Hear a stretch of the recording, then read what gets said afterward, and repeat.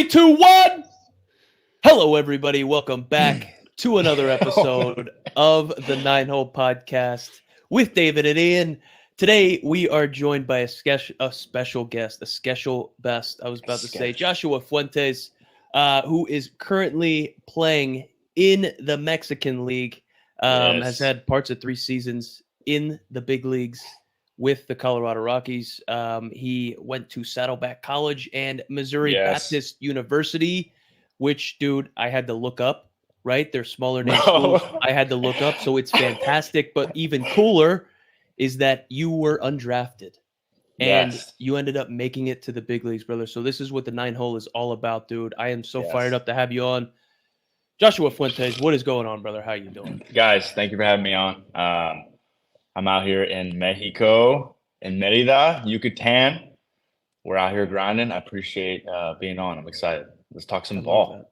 I love that, dude. David, how you doing, brother? So this was your ex-teammate. So when we played against each other in Albuquerque, I was able to play against the both of you. And that's where I saw you for the first time.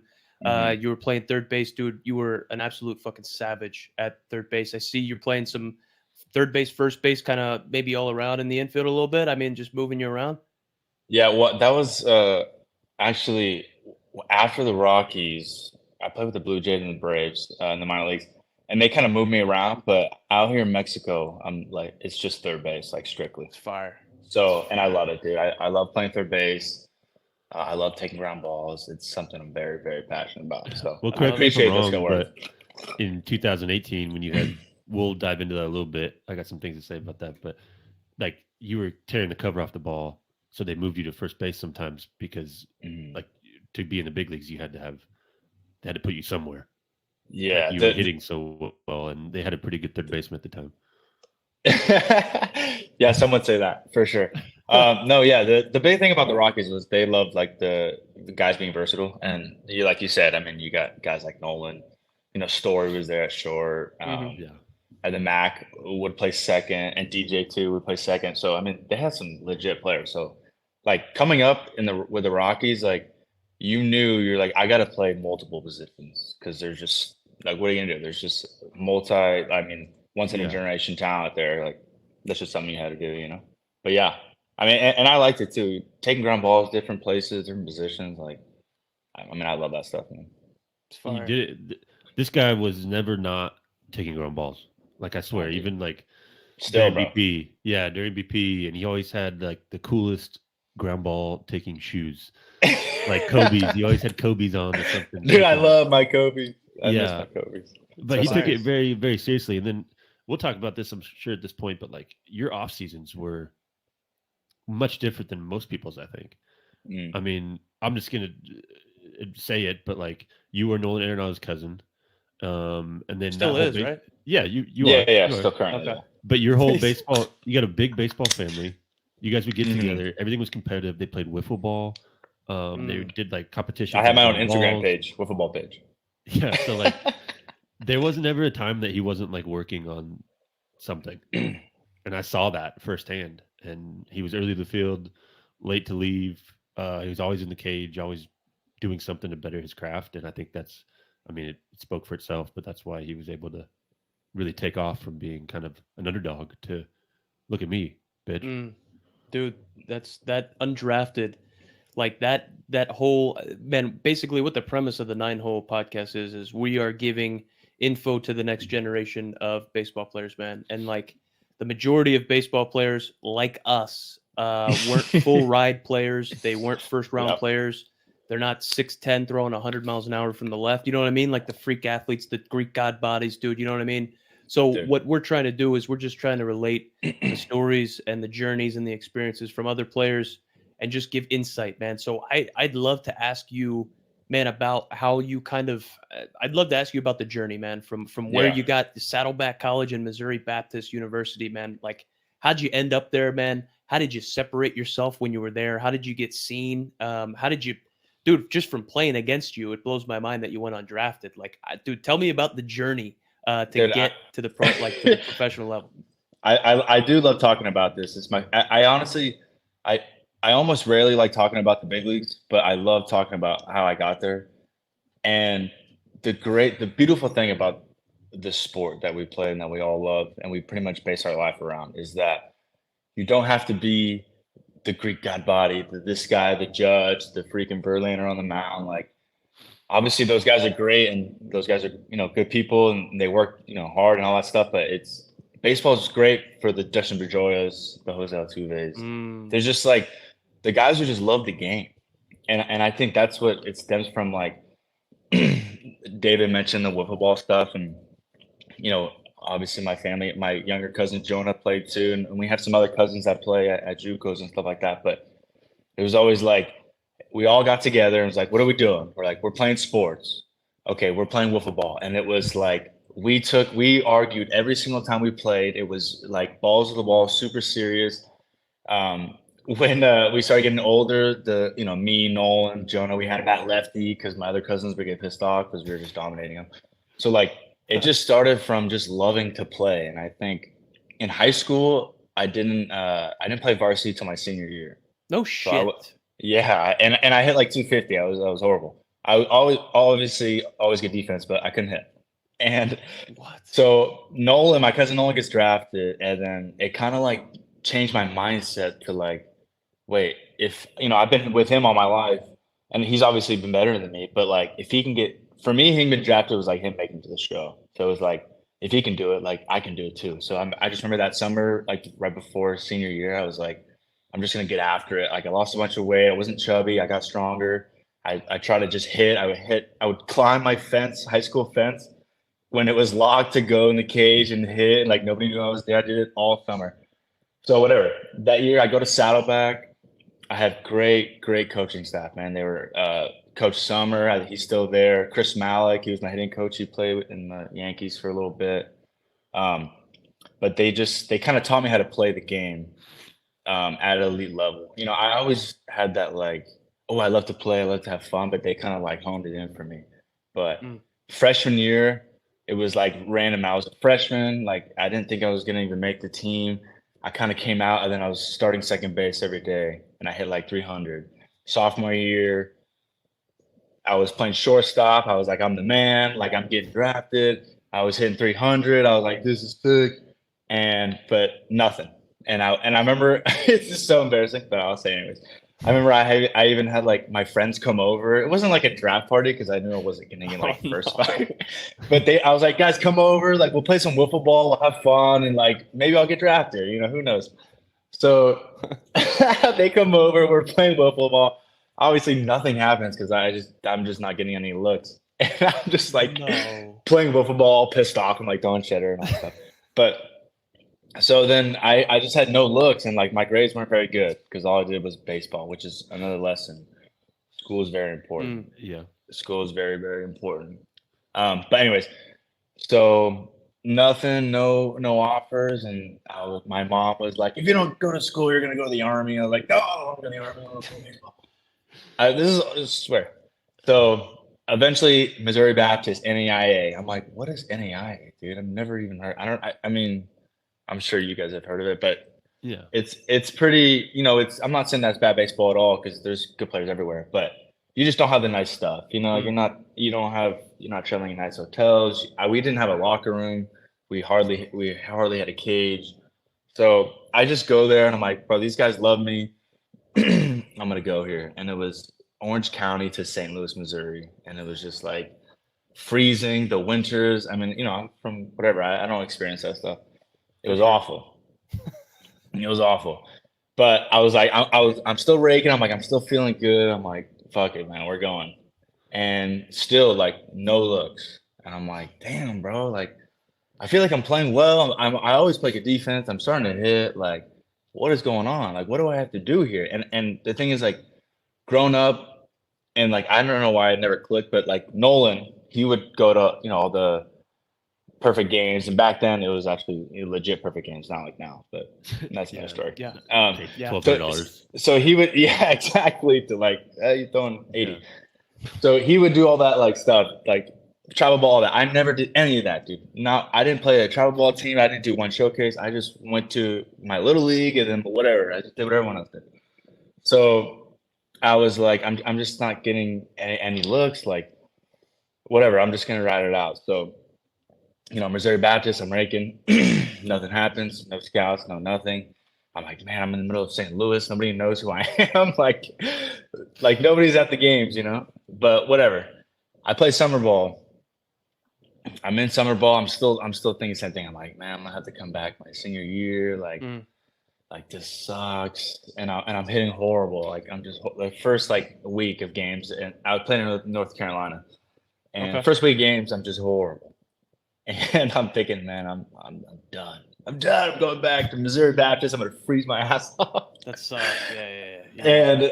And then finally, like one game, my uncle calls me, Nolan's dad actually. He's like, hey, the Rockies might want to sign you to a free agent. And I'm like, dude, I mean, I thought I was like, no way. Like, I was like, I'll sign for nothing, bro. I was like, I'll sign for nothing, bro. Please. I don't want to go back to Missouri.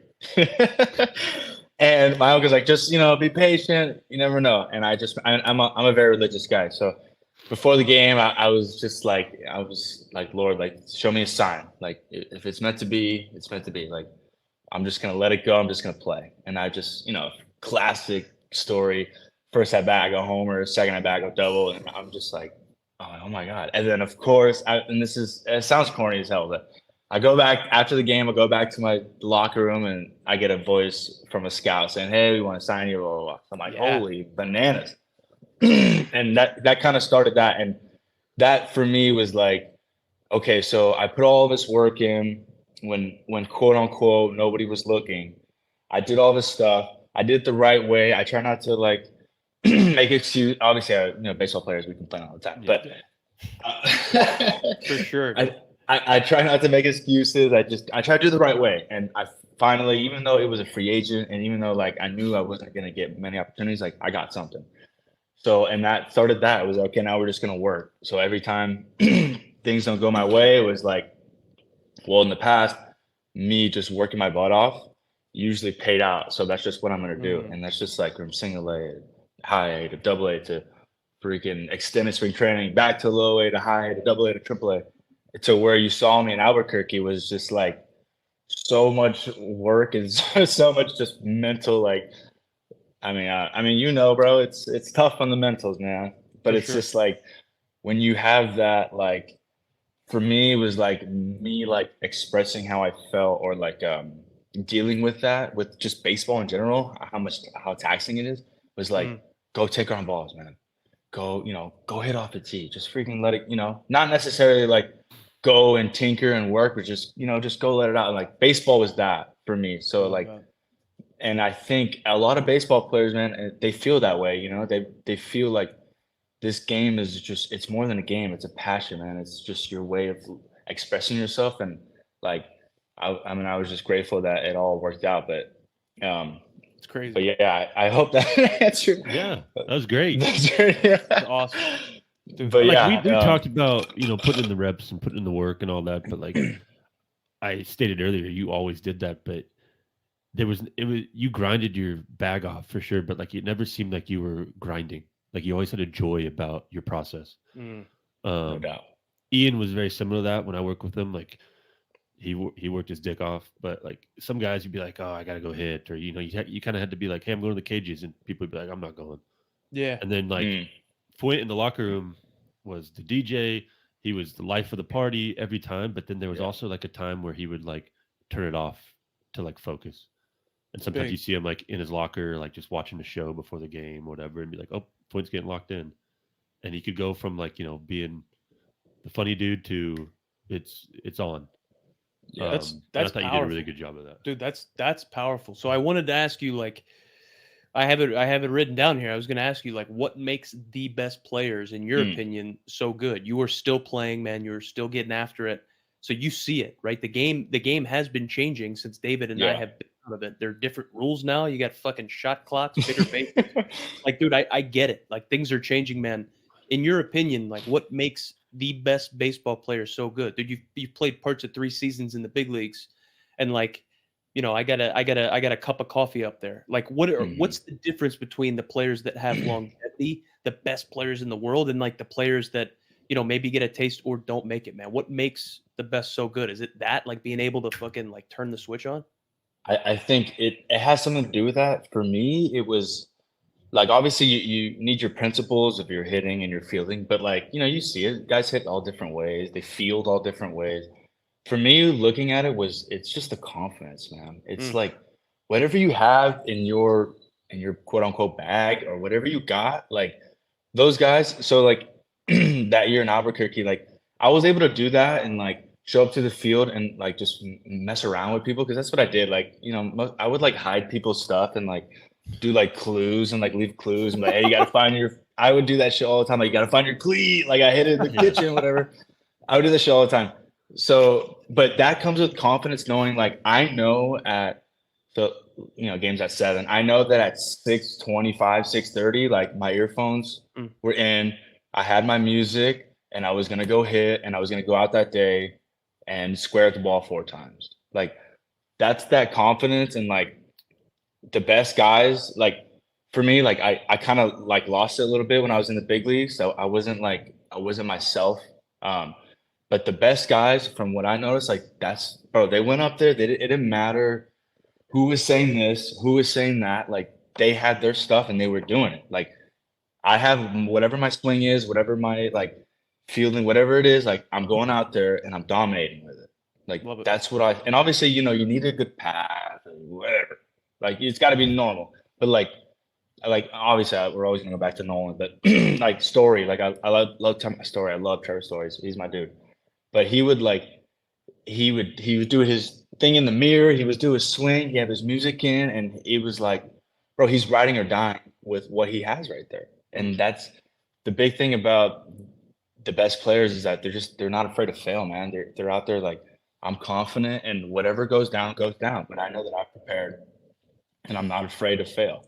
And I think that's huge, especially in this game. Like, you know, the pitchers are getting better. There's more science. There's more stats. There's more swings. There's everything, man. And it's like, at the end of the day, it's like you gotta get up there going, dude, I don't care like what happens. I'm gonna try to hit this ball hard.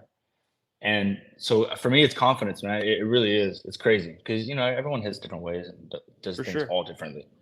For sure. It's Dude, it's that I confidence. love that. I absolutely love that. We talked about, I think David and I had talked about it a little bit on the podcast before. I mean, we were talking about mechanics. We were talking about, you know, everybody pitches different, everybody hits different. And we were saying like, man, there are a whole bunch of different like hitting gurus out there.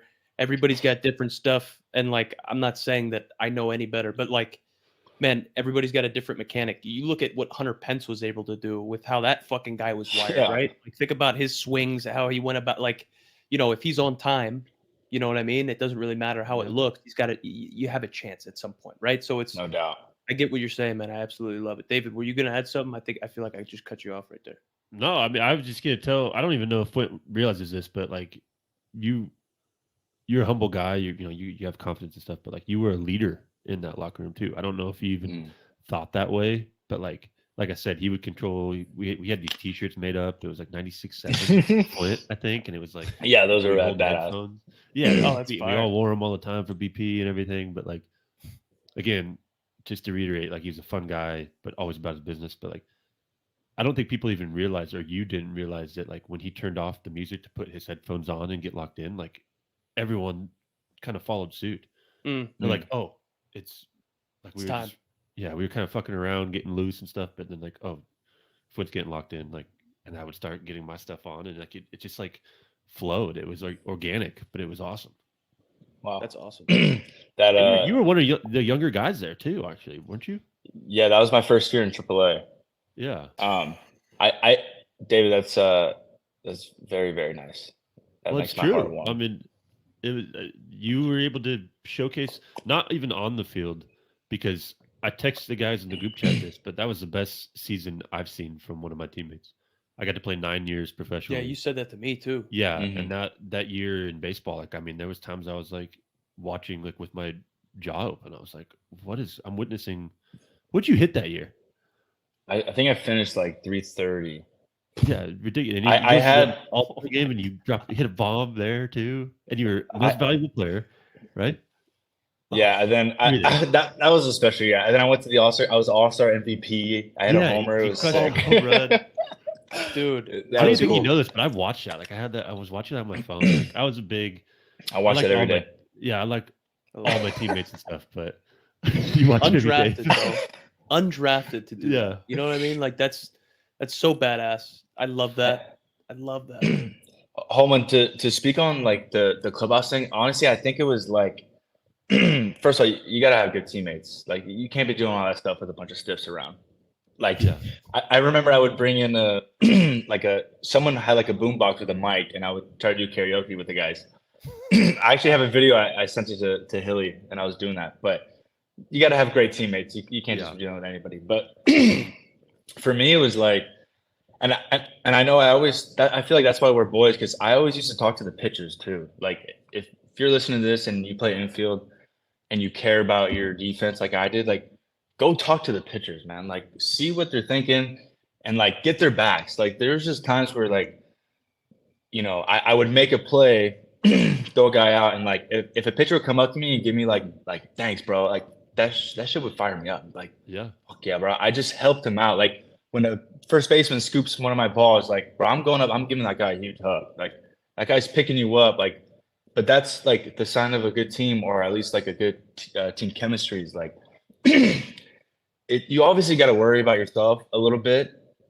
Obviously that's just natural, but it's like when you're really caring about other dudes and you like really connect with other dudes, like that's a good team right there. Yeah, brother. That's why like in the big leagues you can't just like you had that freedom to kind of lead us in Albuquerque from on the field and off the field in the clubhouse and all that. But then you get to the big leagues, and I never got a chance to pitch in the big leagues or play in the big leagues, but I'm assuming your butthole's this tight.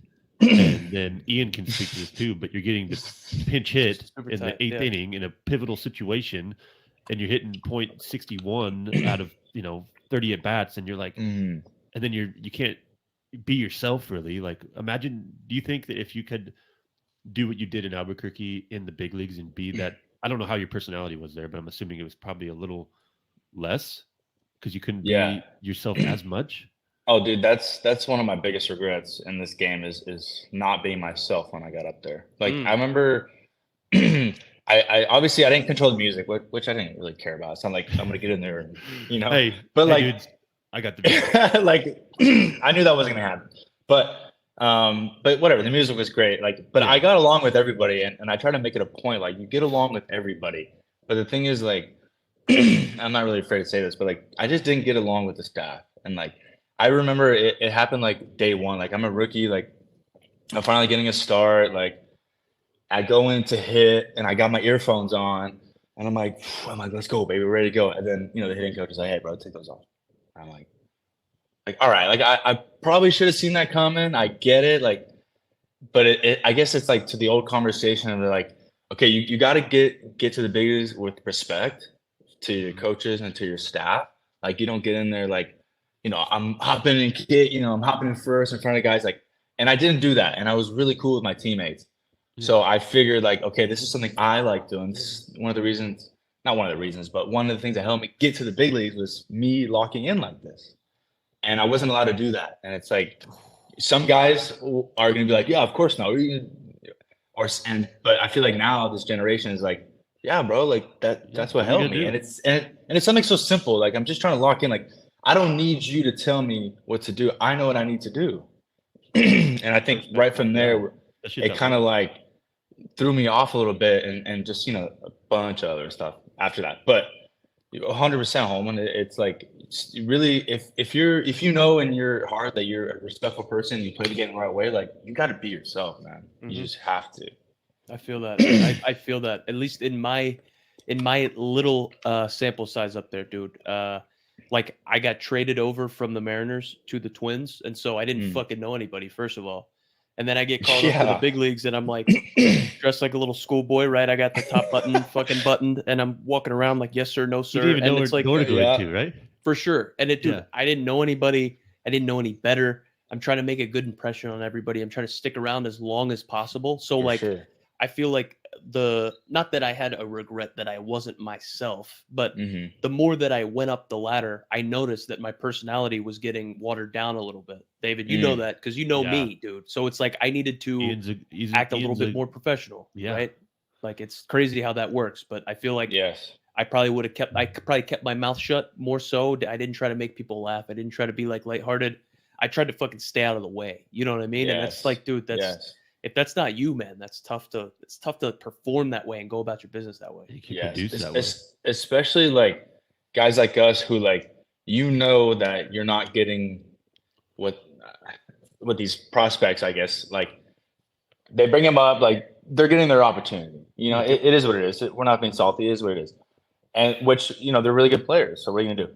But with players like us, like that your opportunity is kind of limited. So you're like, it just sucks that you're not gonna get as many chances, and like, but you have to put that aside, Yeah. perform well, and stay in your lane, bro. Because it is what it is. Like, if you were a rookie and you just came up, especially you don't know anybody, but even if you do know everybody, like you have to, like not all organizations, but a lot of them, they kind of put you like, okay, you got to stay in your lane until you show us that you're not a rookie or you're a dude. And it's like, I get that, but it's like, okay, well, if I'm only getting 5 at-bats a week, how the fuck am I supposed to do that? Dude. Yeah. Like you called me up here because either I've earned it or you need help in some capacity that I can help with. Yes. And I feel like if I was a manager or big league bullpen coach, pitching coach, whatever, I would want, you got to police it to some extent. If some guy's being a jackass running around the locker room naked and, doing stupid shit, you got to be like, what are you doing? But if it's hitting with your headphones on because that prepares you, like stuff like that, like be yourself. And as a coach now, like I work with a lot of pitching and give pitching lessons and stuff. Like I want kids to be themselves. There's like those unwritten rules of baseball, but like also fuck that. Like, if you're gonna produce, go produce. This is a business. I still, no doubt. I still like, you got to do it. I don't want to say the right way, but like, there's got to be a respect level, no doubt. I'm still old school in that sense. There has to be a respect level, but you're right. But like, remember, like, even though Puig kind of overdid it, but he came up and everyone was like, "He's baffling," but he was so good. He was nasty. Look, Melvin Mercedes, remember that dude? He was unbelievable that first week. Yeah, he was the fucking White Sox. That stuff happened with La Russa. He publicly was like, "You don't do that. You don't do that this game, bro." Like that's a clear example of a guy who was outside of his mind, and then one thing happened and just destroyed his like. I'm sure he was in the clubhouse like all defeated, like stuff like that makes a difference, man. And like look, when you guys have like Acuna, like everyone remember Acuna, everyone was like, "Oh, Acuna, he's doing all this stuff, he's showboating." Well, he's one of the best in the game because that staff knew how to be like. That staff, the Braves were like, "Bro, we know this guy's special. Just let him go, let him go." And like, and that's like, I guess the toughest part. And going back to that question about the best players, like they just let it go, man. They just do not care what people think about it. That's pretty much what it comes down to. Powerful, that's great advice. It's powerful, like brother. There's a way to do that, politely. And no doubt. With respect, but like I don't think Acuna does it necessarily in the wrong way. He does. I mean, he's so passionate about baseball. I watched some highlights of him the other day, and I knew he was good, but like I watched like a 27-minute video thing. I was blown away. I didn't know he was that good. Bro, he's unbelievable. Yeah, he's got a lot of tools, dude. Oh my god, a lot of tools. So, dude, we touched on kind of the underdog journey from college, man. We touched on a little bit of the grind moving up the minor leagues. Dude, I'd love to ask you about your call up, dude. Did you have a specific instance? Or, I mean, could they make a movie about it, dude? You always hear about, these great call ups, man. You're surprised, man. You're crying, all this stuff. Mine was a fucking handshake deal. And they said, "You've never been called up before, right?" I'm like, "Nah." He's like, "All right, well, you got called up. Go get him." And that's it, dude. It was just a transaction. It was business casual. It was business casual, dude. I hope your call up was a little different. No, bro. No, we're sticking with the 9-hole theme here. I swear they be doing this like this, man. But it was it was 19. I broke my hand in spring training in 19. It was my first big league spring training. After I win the MVP in 18, even though I had good years in 16 and 17, my first big league spring training. Did they put you on the roster but leading up to that? That year, because I was going to be Rule 5. Mm. And I don't know if I was going to get drafted by another team, but they claimed me. And like the one time I was like, okay, I'm gonna get outside the Rockies. Nolan's still there. I'm gonna do something else. And they're like, no, we still want you here. I'm like, oh, fuck this. But anyways, so I'm there. I'm 19. I break my hand in spring training. I don't have any spring training. I play one game before I go to Albuquerque. I play one game in Albuquerque. Ryan McMahon hurts his hand 10-day. So I saw that transaction. I didn't know I was going to get called up. A couple, like, second game. The next morning, I'm in bed. I get a phone call. It's from our farm director. He's like, hey, blah, blah, blah. Like, get ready. You're going to whatever, Colorado. And at first I was like, oh my God, this is amazing. Like, Let's go. No way. Let's go. And he's like, but you're active tonight. You got to start getting your car right now Oh my God. and drive to Coors Field. And I'm like 6 hours away. I'm gonna, maybe it's like 6 hours in Albuquerque. So Albuquerque. Yeah. So, Oh. so hold on. It gets better. Yeah, did you So- show up late or something? Hold on. Okay, Hold on. sorry. Stop. Okay. So I don't even have like that moment of like, I don't want like that moment with my teammates, you know, Mm. that moment of like, hey, and my coach who I really respect and I love, Glenn Allen Hill. He's the man. Shout out to G Hill. It was awesome. And I didn't even have a moment where he told me, and I come out of the locker room, my team was like, no way, I finally did it. I didn't, like none of that stuff. Go get your stuff at the field and start driving. Hurry up. So you're active tonight. I'm like, oh my goodness. So it's like, of course, man. Next morning, thanks guys. So I get myself, I'm driving and I cross, I get into Colorado and all of a sudden like, boo, I get pulled over. I'm like, what? I'm like, I'm not speeding. I had like my old BMW, my 2008 BMW, rest in peace. Love that car. And I wasn't even speeding, and I usually go fast by car. But so I get pulled over, and this guy, he's like, why we pulled you over? And I'm like, no. He's like, you're driving, I guess in Colorado, like the left lane's the passing lane or something like that. And I think that's in other states. So I was in that lane the whole time. Whatever. They pull me over. They tell me that. I'm like, dude, I had no idea. Like, I'm literally getting called up. I'm active tonight. The game's about to start. I'm still 2-3 hours away. Like, come on.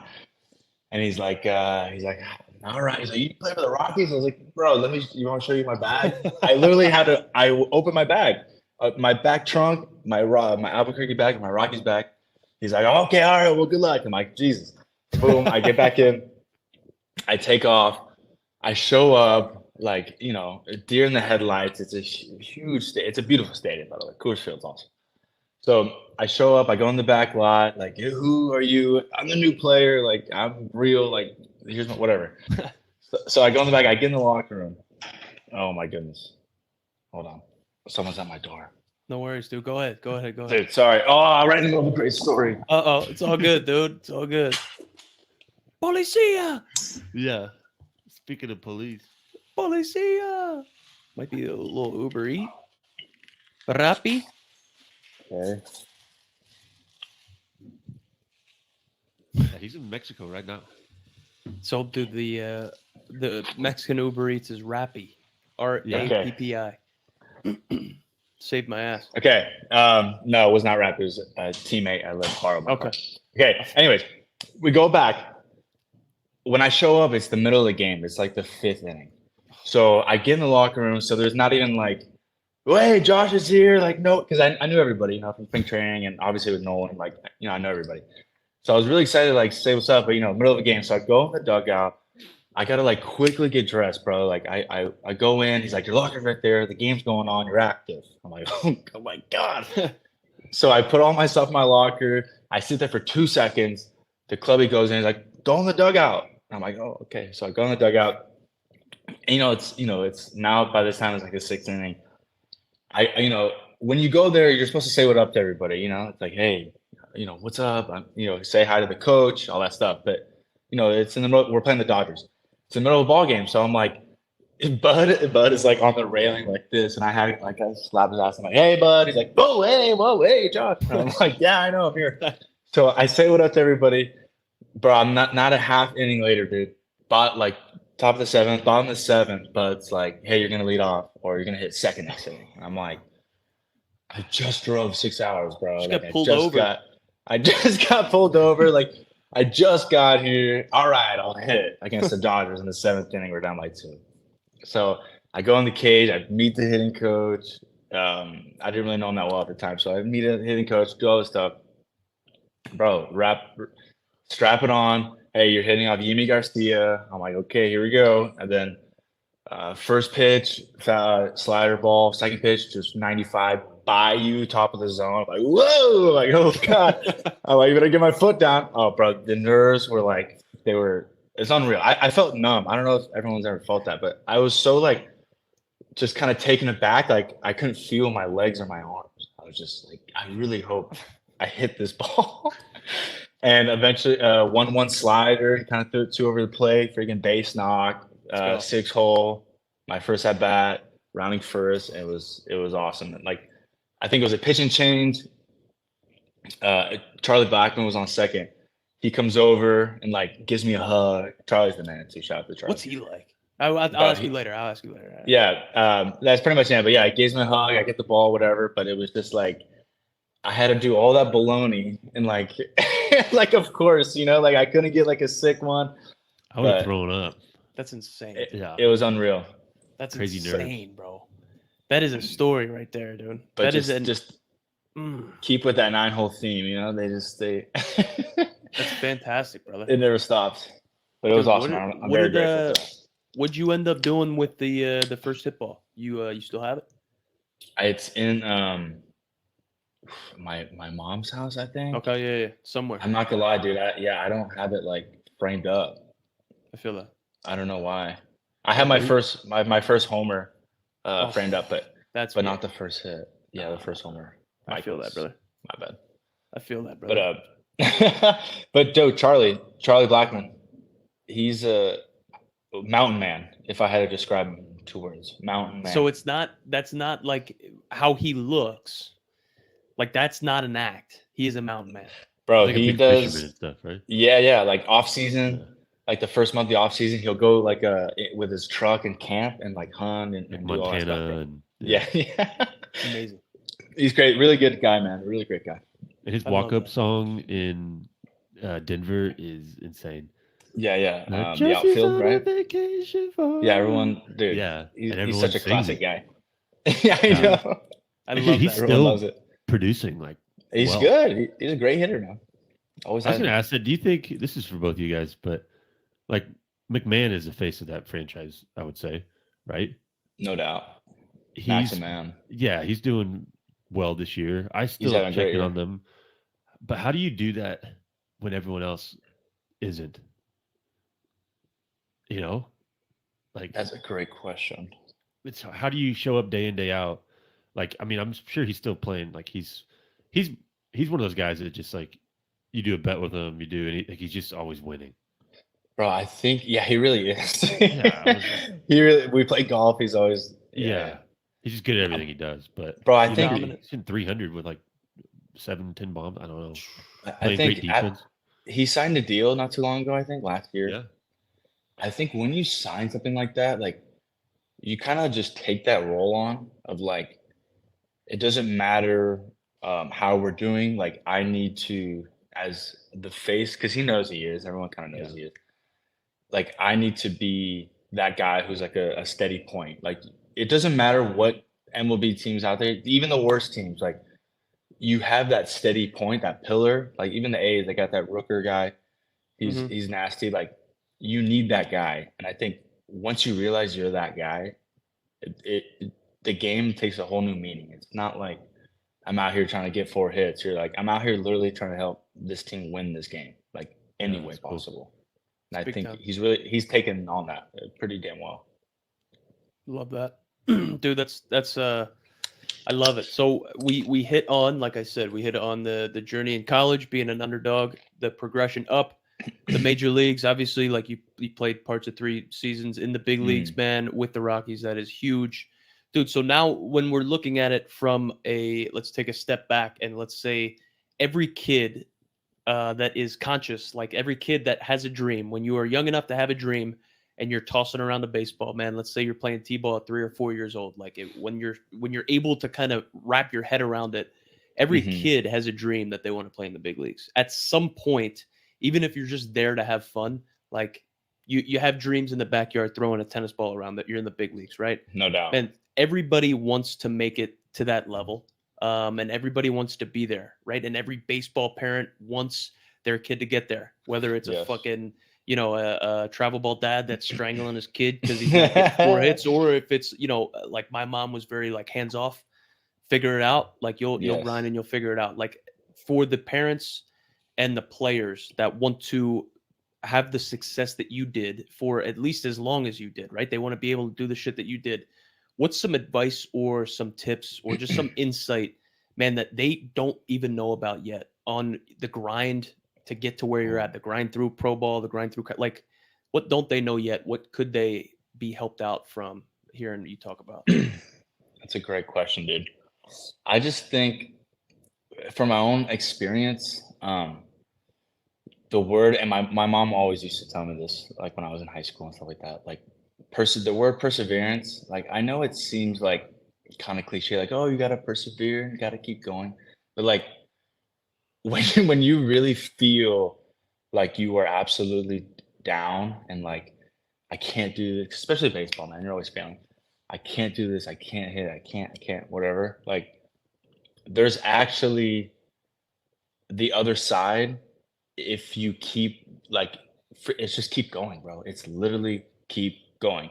When everyone tells you like, oh, you're not going to play D1, you're not going to do this, like it's like keep going. Like there is a other side to what you're feeling. And I mean, I'm a big faith guy, so like I rely on my relationship with Jesus Christ to kind of get me through that.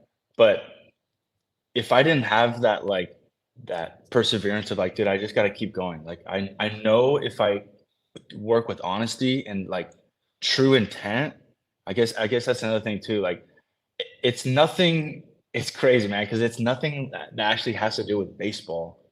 It's just like something deep down in your soul and your mind to be like, bro, I if I love it this much and I really care about it this much, like I'm going to get there. Like it doesn't matter which way, I am going to get there. And I think it's, especially baseball, man, I think it's all mental, man. It really is. And I've learned that later in my career, like, which has helped me out a lot. Like you have to really, really believe in yourself, man. As corny as that sounds, like you really, really have to, because you see all the success stories, whether it's, sports, business, finance, whatever, like there's always a point where it's like, I'm either going to go home or I'm going to give everything I have. You know what I'm saying? And there's always that point, and like you have to decide what you want to do. And for the people who like see themselves like, I need to be in the big leagues, like I got to be there, like I really want to, I feel like I should be, or whatever the answer is, it's like if you really believe it, like you will get there, man. You just have to keep going. And especially nowadays, it's so hard because like there's so much negativity, whether it's social media or whatever, or guys just being jealous, like, and there's just so much stuff, man. But it's like, if you really truly believe it, man, you just have to keep going, because it doesn't matter, especially in this game. Like if you're huge, if you're small, if you're a normal guy, if you're slow, if you're skinny, if you're fat, whatever it is, like you got to keep going and going and going. And if it doesn't work here, okay, you seek it out somewhere else. If this hitting coach isn't working, or you feel like you're just not getting better, okay, well, respectfully, I got to go over here. Like, I don't like that in a sense where like travel teams, you got to go everywhere. But like, if you know, like if you're being honest with your intent, man, you have to keep going. And I know that sounds like very simple and plain, but it's just like, that's what helped me. And I was nobody, but I just kept going, bro. I just kept going. Yeah, I love that. Look at you, you're still going right now. And I'm still going. You know what I mean? Damn straight. And I still love taking, I love playing. It's awesome. Yeah, like you could get called tomorrow. You could get it next month. Like Yeah, brother. until Yeah. you take yourself out, you hang up those cleats. Like you keep doing your shit, and good things will happen. I always tell like younger kids, I guess. I mean, I don't talk to teams every day, but when I get that when I get that opportunity, I always tell them like, guys, there's no secret, man. There is no secret. It's if you believe it, man. If you really want it, you just go do it. You just got to keep going because you're gonna figure it out, and if you don't figure it out, then you give everything you've. What is there to be, regretful for? You've given everything you've got. I think that's true Amen. in everything, in all aspects of life. I'm working in sales right now, and I was talking to my regional manager the other day, and I was like, "Oh man, I just hope I get this deal." And he's like, "Why wouldn't you?" Mm-hmm. He's like, "You're doing all the right things. You're putting in the work. You're providing them a service. You know your stuff. Like, why would you not get that deal?" And I was like, "You're right."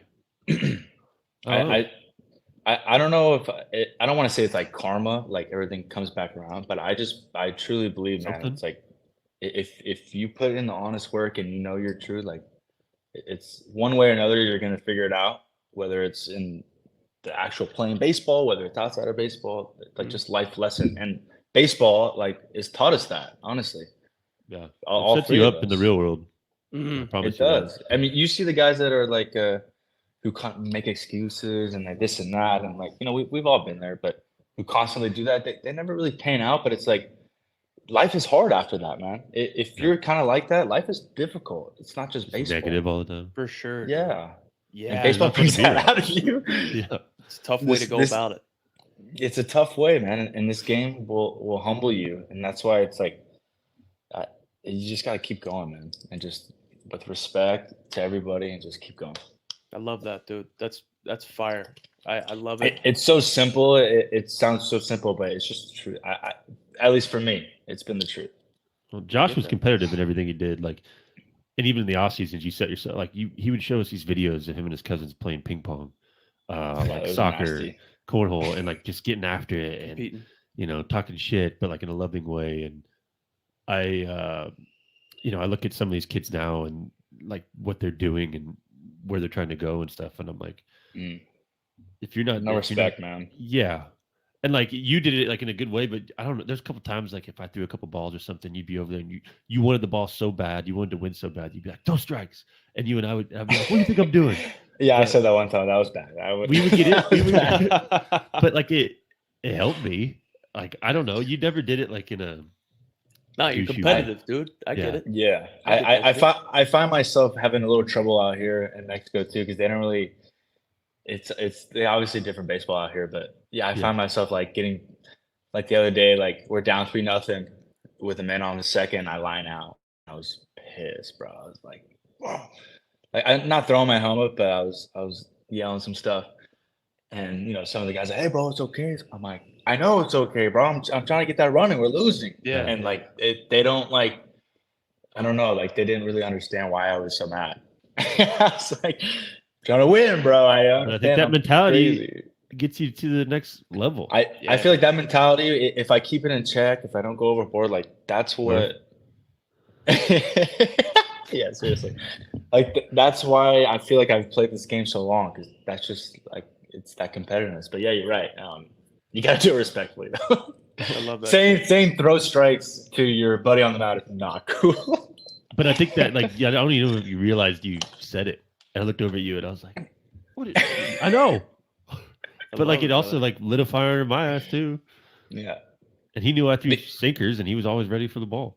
For sure. Mm. For sure. Dude, so man, Josh, I am extremely grateful for your time, David. I am extremely grateful, bro. I got one more question for you before we let you get out of here. So obviously, Hit me. We're talking about fucking mindset, your journey, separators, like what the best players do, man. So, dude, your glove at third base, man, is insane. I've seen it firsthand. I've seen it on TV.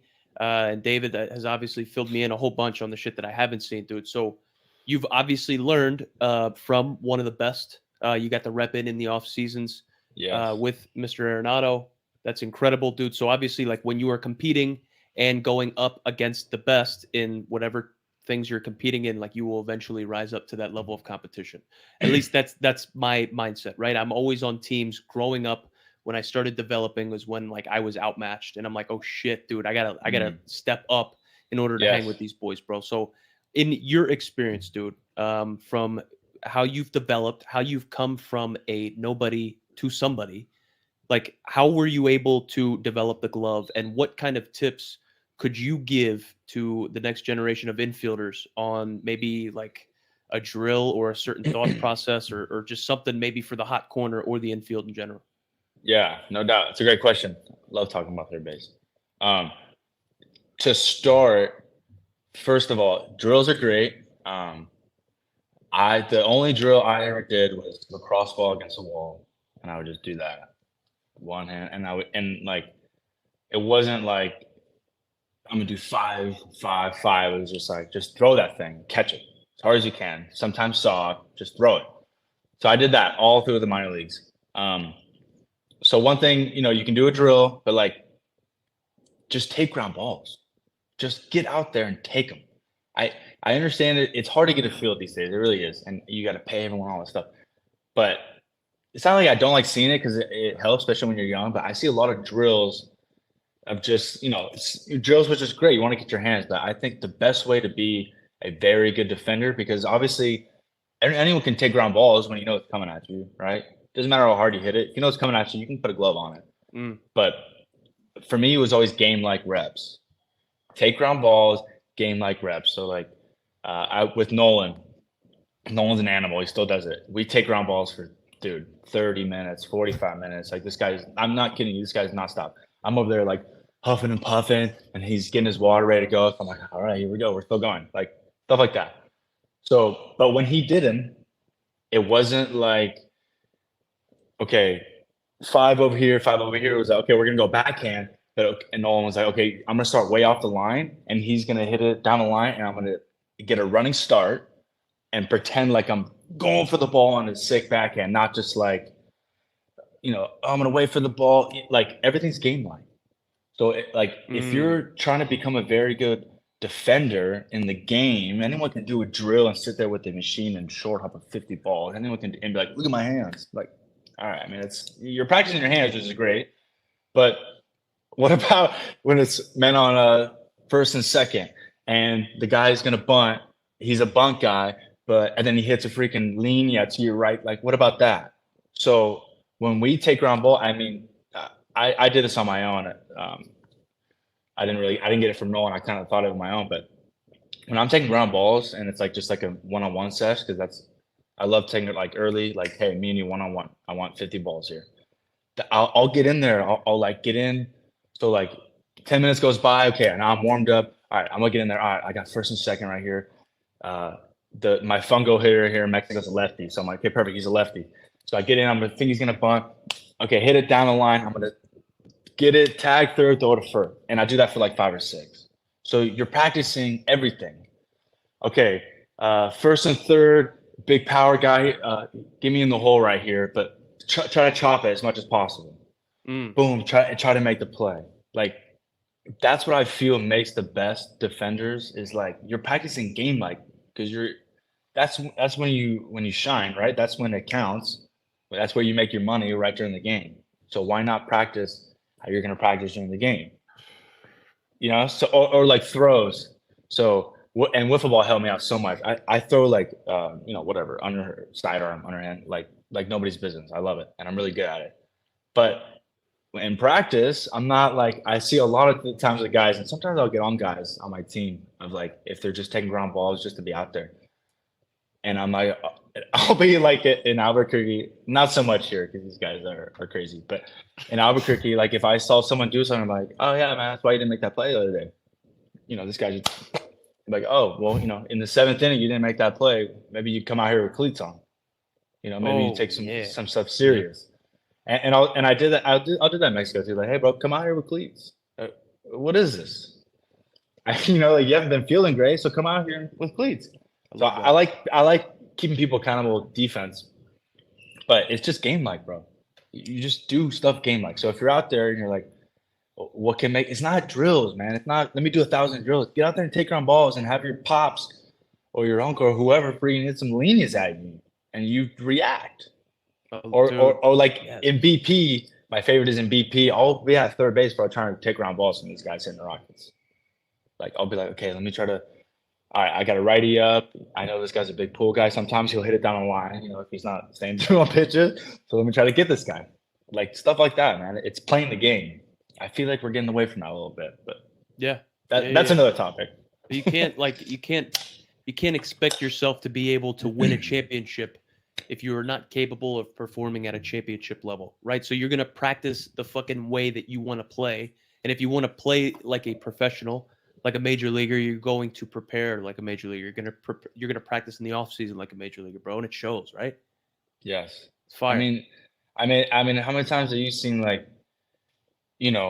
it's in a crucial situation, and it's a Rocket, and it's like, if you haven't practiced that, if you haven't gone up there and done that before the game, BP or whatever it is, you really expect you're gonna make that play, and you're gonna get pissed off, and you don't make that play? No chance. Come on. I tell all the kids I work with now. I mean, it took me a long time to get to this, but I used to take PFPs very seriously. But I'd see a lot of guys jacking around. But now I tell these kids they're 12, 13 years old. They're so obsessed with how they look and how cool they look. I'm like, Yeah. be that kid that they're like, hey, Johnny, why are you working so hard? Yes, bro. I love Be being that kid. guy.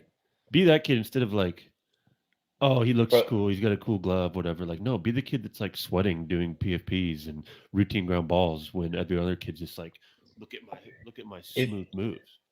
If you're out there lollygagging and you're taking it really slow, and then the seventh inning, the guy freaking puts a bunt on you, man, on first and second, you haven't practiced it. When the game, bro, this game is pressure, man. I don't care what anyone says. Like when it's freaking down to the nitty gritty, and it's, especially with defense, like there's stuff going on.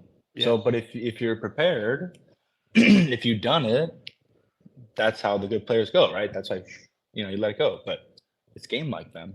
It's always game like. When you hit before the game, get a game like. Have a guy freaking throw cheddar. Like, get in the game like. Love it. Too many drills. Love that, dude. Man, I love that.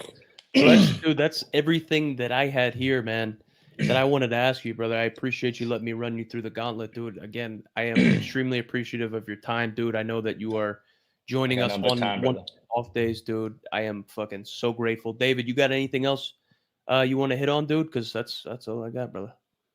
No, I think the last thing I'll say, in AA, I had to go on the Phantom roster sometimes just to like make room and deal with injuries and all that stuff. But like I throw live BPs, and Fuent was always like, hey, can I get a few?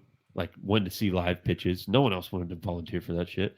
And then you would even like field sometimes when other guys were hitting. I don't know if you remember that, but you jump in and be like, oh, these are real ground balls. Like, yeah, when guys would do live BPs, I was like, get out there. Yeah, the shit out of that, dude. This is just stuff like that. Like that's, I mean, I guess you can learn that, but like what separated Fuent, I think, from everyone else is that he just wanted it more, and he loved being out there so much, and it was infectious. I think infectious. I've been very blessed, man, to be surrounded by a lot of baseball, but especially with my Cuban blood. But it's just what it is, bro. I just love playing, man.